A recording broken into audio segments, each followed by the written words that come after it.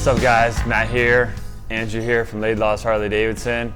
So we want to do a video to talk about the different RoadGlide models. So basically every model that comes with the shark nose fairing, with the exception of the CVO RoadGlide. If you guys are interested in hearing about the CVO RoadGlide, I've done a separate video. I'll link it in a card up in the upper right hand corner here.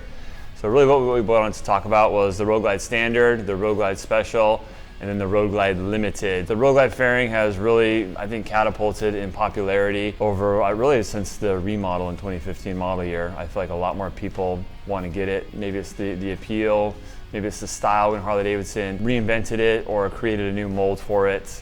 Anyways, the new style that came out in 2015, I think, appeals to a lot of people. In the 2021 model year, I want to talk a little bit about the offerings as far as those three models that I mentioned. A little bit about the differences between the RoadGlide Standard and the RoadGlide Special and the RoadGlide Limited. I have Andrew here. He's on a RoadGlide Special. What year was yours? Mine's 19. I came from a Batwing fairing Street Glide Special and ended up getting a RoadGlide Special 2019. So the reason why I went to a RoadGlide is the aesthetics of it.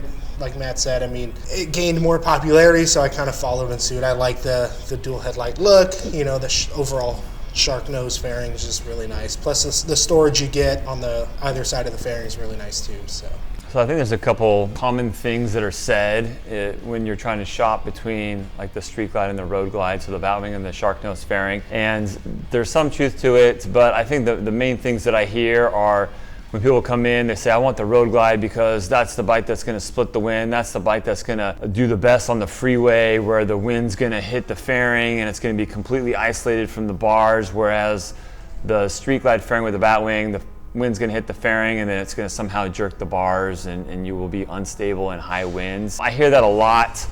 There's very little truth to that statement. Both of the bikes, the Batwing fairing and the RoadGlide fairing, do really well out on the wind. I feel like maybe the RoadGlide is a little bit better. I'd say maybe 10% better. What do you feel like, having ridden both of them a lot? I personally disagree. Okay.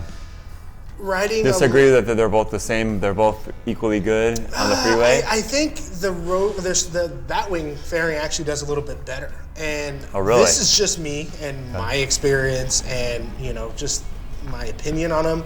I've done cross-country trips on both of the fairings. I've gone through crosswinds on both of them, you know, rain, wind, all that fun stuff. On the Batwing fairing, I feel like since you sit closer to the fairing and with the windscreen I had on that one, seemed like it kicked the wind right over my head a little better than the RoadGlide, and I'm not saying much, but a little bit.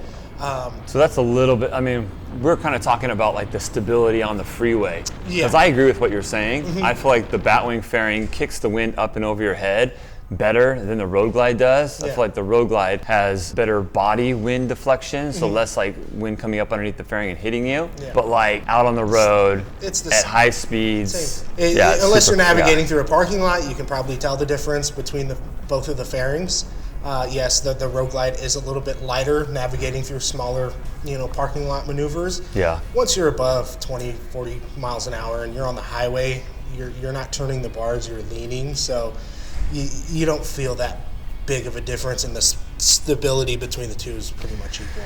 The biggest factor that made a big difference is in the 2014 model year when they came out with the Rushmore project, they beefed up the front forks to a 49mm front forks, and they beefed up the steering head bearing as well. That made a big difference out on the highway in high winds at high speeds. A lot more than the fairing, the difference between the Batwing and the shark nose fairing would ever make. So let's move into a little bit about what we have this year in the 21 model year. So the 21 model year, it seems like every year since the specials first came out in 2014, they've kind of changed what makes a special, right? So we've seen the specials come with the bigger screen and the stretch bags, and then it was the bigger motor that you could get in 2019, where the specials came with the 114 and the standards come with the 107. And then this year we see some additional cosmetic changes between the specials and the standard.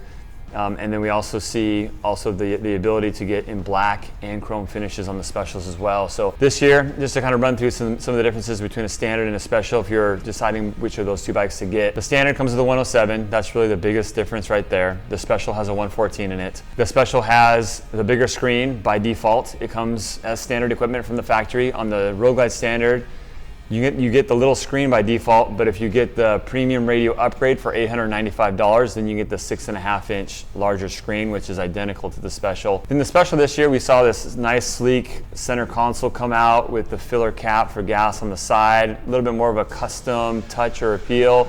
The chopped guards, engine guards on the bottom. You've got a Prodigy wheel on the specials this year, so new wheel as of, I think it was last model year, the 20 model year. Yeah, thank you, it came out. We've had LED lights on that RoadGlide since the fairing redesign in the 15 model year, so no difference there on the RoadGlides. Stretch bags still on the special, the RoadGlide special. The wheels you have on the RoadGlide standard are the Enforcer wheel, which is a wheel that came out in 2014, so it's a wheel that's been around for a while. Nice wheel, but there's just newer stuff now, and so it's kind of getting to a point where those cards have been played. The Prodigy wheel is a little bit flashier. And then like I mentioned, this year you can get the black or the chrome finishes. If you want the black finishes, it's $900 extra. I thought that was a pretty interesting move by Harley-Davidson, mostly because our dealership sells a lot more of the black than the chrome. Although we've sold some chrome this year as well. What's kind of your take on that option? Yeah, surprisingly, I think that chrome's starting to make an upward trend. Black is always beautiful. I love black. But I think people are kind of getting jaded to the whole black thing since the motor company started offering it. Although it looks really good, but yeah, I've been hearing a lot more people asking more for chrome now, which I'm okay with that. I like that kind of black and chrome look. So never goes out of style. Yeah. So $900 more if you want the black. I know a lot of people, especially on the internet, want to be like, oh, why does it cost more for black? Well, it has to do with the manufacturing process. In quality control, making the black finishes is more difficult than chrome. Chrome's a lot more resilient, so there's a lot more redos or nicks and dings on the black that have to be redone at the factory than on the chrome, and so it actually costs more to do the black, and really what that translates to is a higher price tag to the end consumer or rider. So let's talk a little bit about the Limited now. So Andrew and I I think we did a video, a few months ago about the Limited, and we talked a lot about the things that you should look for when you're buying or you're making a decision between a special and a Limited. I'll link that video in a card up here as well. But just to kind of touch on that a little bit more, with the Limited, when you step up that one more pricing tier from a special to a Limited, you're getting the twin-cooled engine. It's still a 114, but that twin-cooled engine is pretty dang significant because now you're adding the lower leg fairings that have the radiators in them that basically are a supplemental cooling system. So on the regular Milwaukee 8, you've got the oil cooling that circulates cooled oil through the heads. On the twin-cooled engine, you've got the liquid that circulates liquid cooling. So one thing that I wish Harley would do is I wish they would quantify a little bit better exactly what type of cooling benefit you get with the twin cooled over just the regular oil cooled. I felt it. It definitely runs cooler, especially on a hot day. You're sitting there at a stoplight and you're idling. The twin cooled engine does more effectively cool the engine than the oil. You obviously have ridden them both. What are your thoughts on that? Me personally, I don't see it being that big of a difference, and that's just personally speaking. I still feel heat coming from the engine, but for me personally, is twin cooling worth having lower leg fairings? I don't really care for the lower leg fairings. I like the look without it, kind of less on the bike. But a lot of people there are going through the desert of Arizona and Nevada and stuff like that. I see it playing more of a benefit to those customers out in that area. But yeah, for me, I'm not the biggest fan of the lower leg fairing, so that's kind of my take on it. I think that's the biggest thing we run into as well. When we have someone that is an obvious buyer for an Ultra Limited because they go on long rides, they ride with a passenger a lot, they want the most comfort in their bikes. You got the taller shocks on the Limited, you got the additional padding in the seat, which makes a huge difference. So they check off all those boxes, which makes them an obvious Limited buyer, but then they don't like the style of the lower leg fairings, and so that's like a deal breaker for them. And so all these things make sense, except for they just don't like the lower leg fairings. Those cannot be removed, and so they basically buy a special and add the tour pack, add the more comfortable seat, and everything you got to do. I mean, the Limited also has additional speakers on there. So and heated grips. And heated grips. So I am a huge advocate, guys. I think a lot of times people will appreciate the lower leg fairings and appreciate a limited if you just take a leap of faith and trust me and just get the limited. You'll be a lot happier. The lower leg fairings too, something that I think people don't always talk about. Dude, that wind deflection, especially on a cold day, it makes a big difference. You don't have, and if you get in like a rainstorm, you don't have the wind and the rain and a lot of that wind that comes up and comes up to your torso, underneath, that it blocks that as well with the lower leg fairings. So they serve a big purpose. I mean, it is really a huge upgrade in comfort by going to the limited. Just the seat alone, it makes a big difference, and that's something you can add pretty easily to the special. But the additional travel and the rear shocks as well, people don't realize the RoadGlide and the RoadGlide Special, they have the touring lowered shocks from the factory. You got 2.1 inches of travel in the rear. It's not a lot. I mean, if you're a comfort snob and you're out there, you're riding a lot of miles, I mean, let's face it, we want to be as comfortable as possible. You're gonna get a lot more comfort on the Limited. It is significantly more comfortable. And you add that with the taller windshield that comes on the Limited, the lower leg fairings. Andrew mentioned the heated grips that you get on the Limited as well. You know, you get a little bit chilly, you turn on those heated grips. And you're paying, what is it, a couple grand more for the Limited or something? It's funny. I just had a customer recently, within the past couple of months, buy a StreetGlide Special and pretty much build a Limited tour pack. He just didn't want the Ultra Limited package. He just wanted the Ultra Limited tour pack. And building that out with labor and everything was just around $5,000, you know, with the speakers, the bag liners, all the wiring and electrical, and you know, the lighting and, you know, behind the bag and the rack and everything just came around $5,000. So, you know, and you're not getting heated grips, you're not getting the taller suspension, the more comfier seat, you know, the taller windscreen. The passenger have floorboards on the Limiteds too as well. As opposed to the smaller pegs on the specials. So, you know, a lot of people just got to sit and decide, you know, are they really stacking a lot of two-up riding, you know, miles, or, you know, there's some trade-offs to both of them. You know, you can always get the detachable tour pack, you know, kit, get the docking hardware, and remove the tour pack. And I think it's easier to, so to speak, make a special out of a Limited rather than a Limited into a special. Costs a lot less money, that's for sure. Yeah, a lot less money. Yes, you can't get rid of the lower leg fairings, but if you get rid of the tour pack or detach it and then go ahead and get like a special seat, you know, you're pretty much 95% there being a special, you know. So if you're someone, however, that doesn't want to take the benefit of the tour pack, maybe you never go on overnighters, you don't need to pack stuff around. You're someone that likes the aesthetics of the RoadGlide, the lowered, the slim seat, the stretched bags on there, then you know what, by all means get the Special. It's an awesome bike. I may own one in the future, I haven't. Right now I have a StreetGlide Special that is very similar. So I'm a big fan. I just see a lot of people dismiss the Limited for, in my opinion, insignificant reasons, when really that would be the best bike for them. On the Limited, you've also got the Slicer 2 wheels. Those are a new wheel as of last year, I believe. Cool wheel. Is it an 18 or a 19 in the front? It's an 18 in the front. 18 in the front. I think it's an 18 in the rear or 17 in the rear. 18 in the rear. Okay, 18 in the front and rear. Yeah, you're right. Great looking wheel, great looking wheel. And on the Limited, and this started last year actually, you could get it in both the chrome or the black finish as well. So a lot of guys went to the Special because they wanted the blacked out touring bike. Well, you now have the option of a blacked out touring bike on the Limited as well, so you don't have to compromise that style if you like the style of the blacked out. I think that's a big win for the motor company of going all blacked out in that aspect too, because I think now that you can get Limiteds in the blacked out feature, I think is, you know, selling a little bit more than chrome, at least here, you know. So. Yeah, I would agree with that. A lot of times guys come in, they want to save a buck. The RoadGlide standard, a lot of times guys say like, okay, well, what am I compromising here? It's, you know, about 5,000 less than the Special approximately. Am I making a big compromise? Really, you're about 10% more power. That 107 is still a great motor. You're still getting the Milwaukee 8. The radio, the smaller screen, the 4.3 inch screen, you don't have navigation on that screen. You have a smaller viewable area, and you don't have touch screen capabilities either.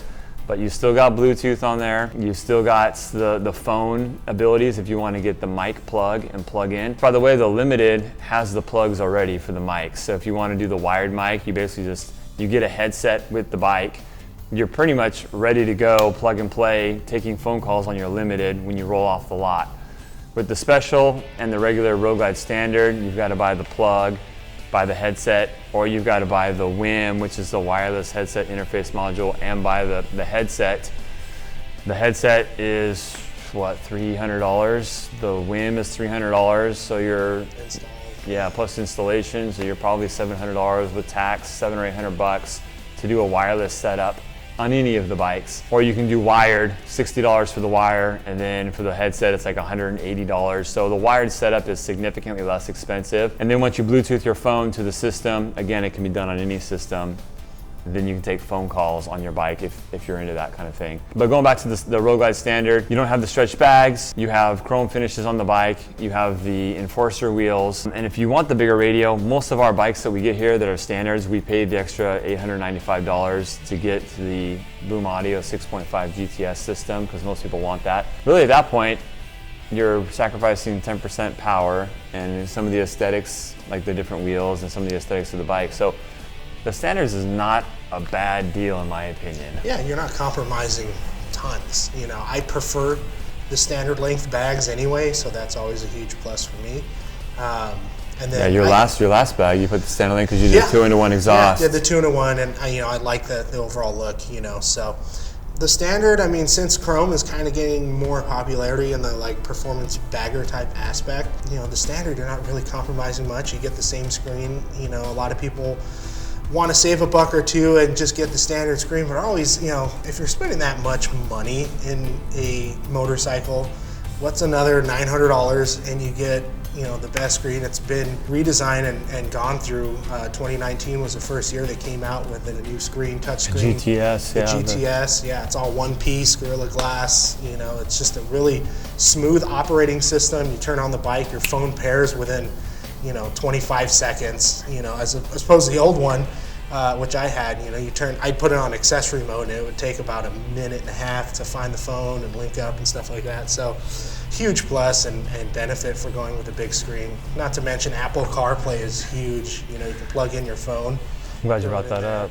Yeah, and you've got Android Auto now, which I haven't ever tested, but the Apple CarPlay works really well, and it looks really nice on the screen as well. Yeah, it's smooth, man. It's you're swiping through. It's not blocky. It's very responsive. So huge plus on that. And it is $900, but it's worth its weight in gold when you're out there on the road and you're just stacking miles. So.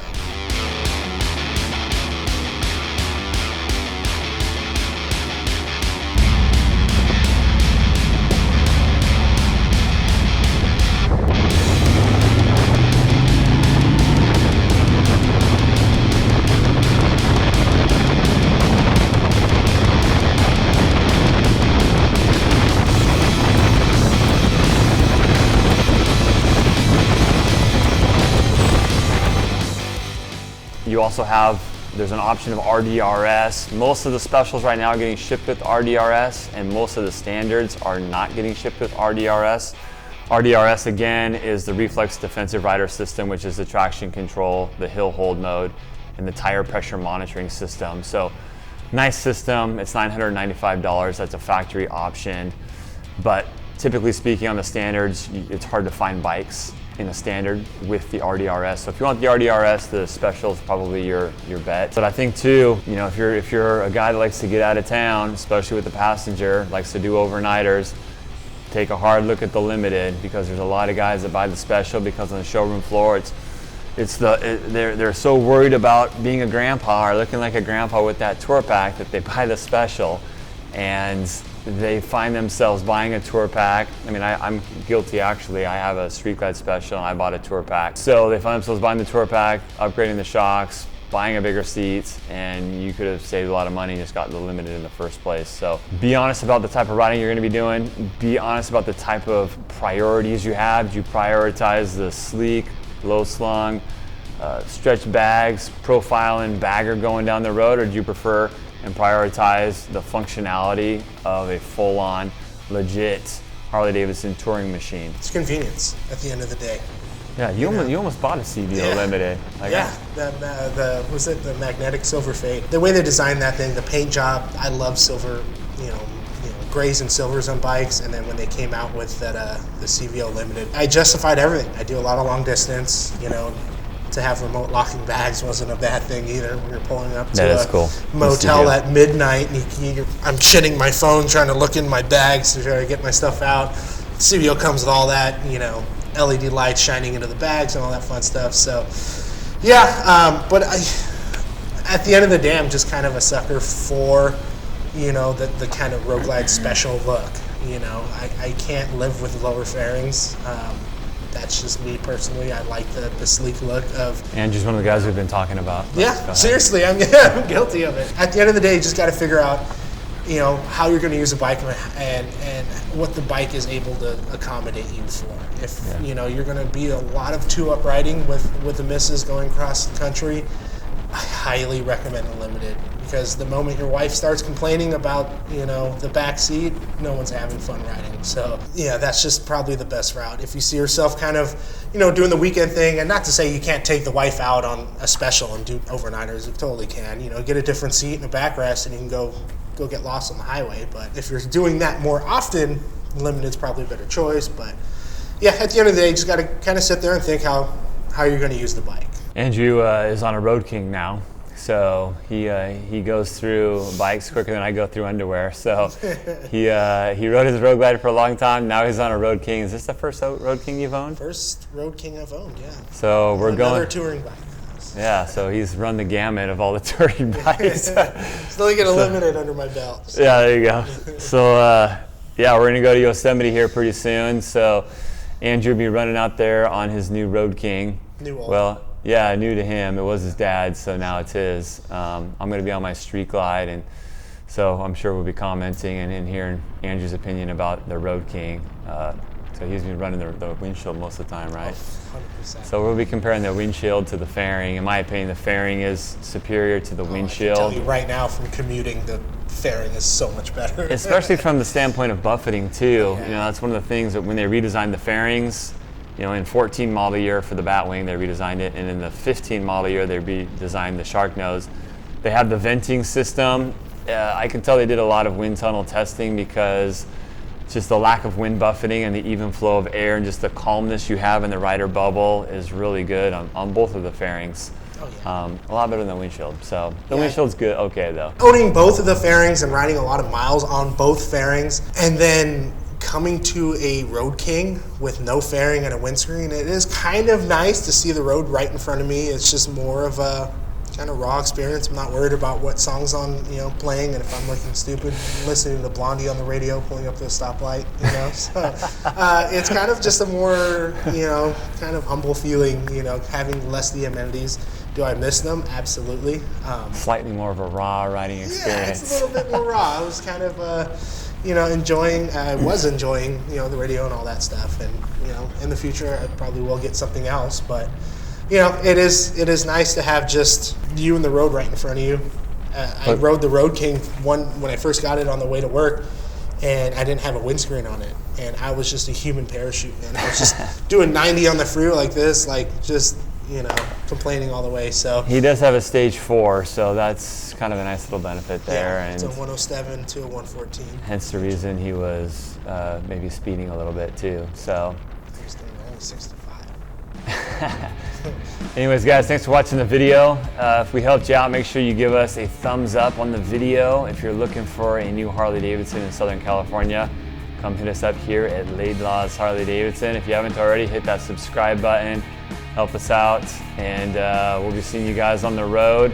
We'll be doing a video here going to Yosemite here pretty soon, so check that out in the future. Thanks a lot for watching, guys.